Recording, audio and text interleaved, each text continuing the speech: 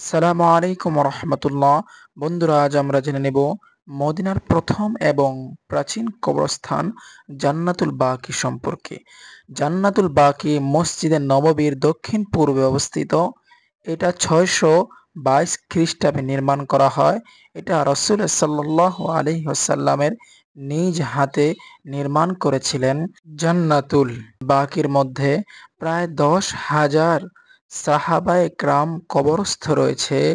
তাদের মধ্যে নবী করিম সাল্লাল্লাহু আলাইহি ওয়াসাল্লামের নিকটতর আত্মীয়দের কবরও রয়েছে।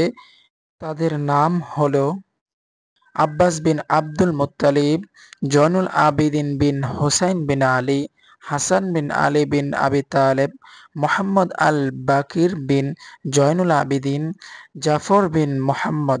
জান্নাতুল বাকির মধ্যে রাসূল করিম সাল্লাল্লাহু আলাইহি ওয়াসাল্লামের কন্যাদ্বয় কবরস্থ রয়েছে।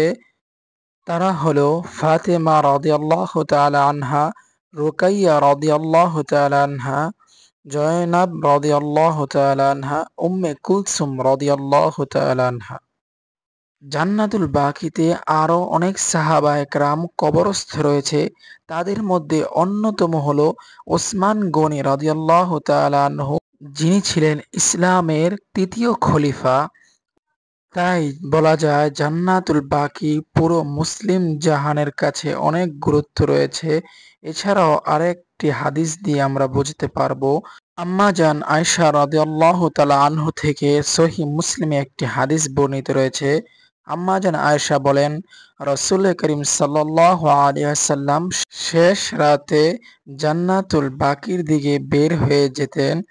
মহানবী করিম সাল্লাল্লাহু আলাইহি ওয়াসাল্লাম জান্নাতুল বাকিতে গিয়ে বলতেন, হে কবরের মুমিন সম্প্রদায়, তোমাদের উপর শান্তি বর্ষিত হোক। তোমাদের নিকট এসেছে যা তোমাদের ওয়াদা দেওয়া হয়েছে।